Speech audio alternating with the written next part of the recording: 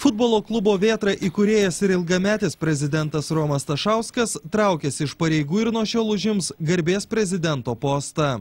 Garbės prezidentų buvimas klube, reiškia, tai irgi yra tam tikra, sakykime, funkcija ir pareigos, ne? O be to man bus labai, sakykime, žodžiu, net ir malonu, kada ateiti į stadioną, reiškia, žodžiu, ir žiūrėti rungtynės, kaip sakyta, ne, ir prieš tai, reiškia, neturint kažkokių tai tokių didelių įsipareigojimų, reiškia, žodžiu. Buvęs prezidentas savo dalį visiškai perleido investuotojams iš Rusijos, kurie žaidėjams, treneriams ir visam aptarnaujančiam personalui įsipareigojo iki vasario 10 dienos grąžinti skolas.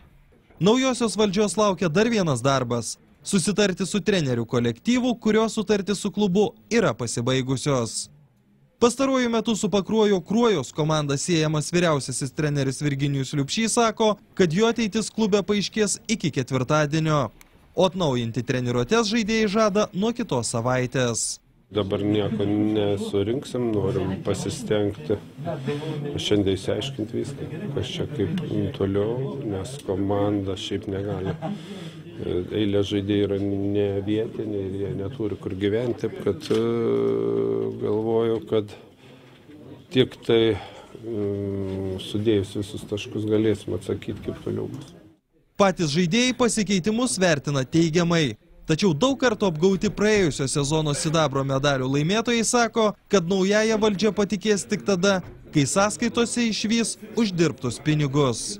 Bet aišku, jau vyrai niekuom netikė, nes iš tikrųjų jau, kaip sakoma, ne vienas pirmadienis buvo, kitą pirmąją, kitą, taip kad turės jie tai įrodyti savo darbais, o ne pažadais, nes žadėti yra vieno, atsiskaitinėti yra kita, man atrodo. Ir jeigu vyrai matys, kad eina kažkokie pervedimai jų sąskaitas ir gal taip užsitarnaus tą pasitikėjimą, nes šiuo metu tai nelabai jau lygiai.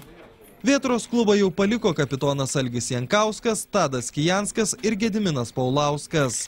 Likę žaidėjai arba turi sutartis, arba pasiruošę dėrėtis su naująja valdžia.